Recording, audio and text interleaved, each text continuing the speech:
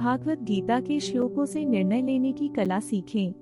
नमस्कार, TRS research के इस हिंदी संस्करण में आपका स्वागत है। आज हम उस समस्या पर विचार करेंगे जिसकी वजह से दुनिया में अशांति फैली हुई है। देखा जाए तो ये सब मनुष्य के निर्णय लेने की क्षमता या गलत निर्णय लेने की वजह से होता है। निर्णय लेने की हमारी क्षमता हमारे जीवन को सही या गलत दिशा प्रदान कर सकती है।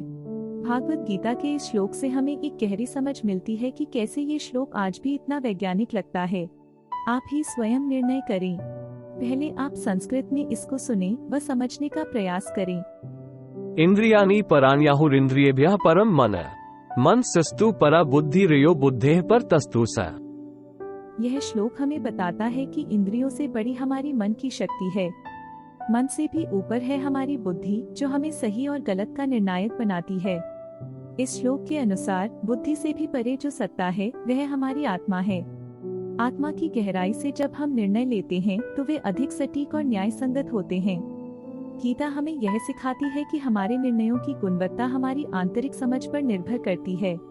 हम जितना गहराई में उतरते हैं उतनी ही गहरी हमारी निर्णय लेने की क्षमता होती जाती है। अर्थात हम यदि अपनी 10 इंद्रियों या सेंसेस को ध्यान में रखकर निर्णय करते हैं तो ये सेंसेस या इंद्रियां ऐसा नहीं होने देंगी।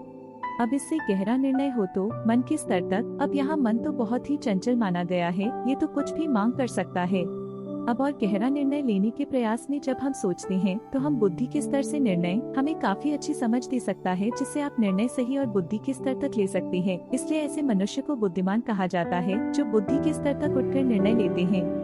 अब अंतिम गहराई को इस रूप से देखें तो बुद्धि से परे आत्मा, अर्थात यदि आपकी निर्णय लेने की क्षमता आत्मा के पटल तक हो जाती है तो हमारे निर्णय से किसी अन्य को भी हानि नहीं पहुंचती है। इसलिए अपने निर्णय लेने की प्रक्रिया को आत्मा की सुनहरी आवाज से संचालित करें और जीवन में उत्कृष्टता पाएंगे। आप सबको अच्छे स्वास्थ्य की शुभकामनाएं। धन्यवाद।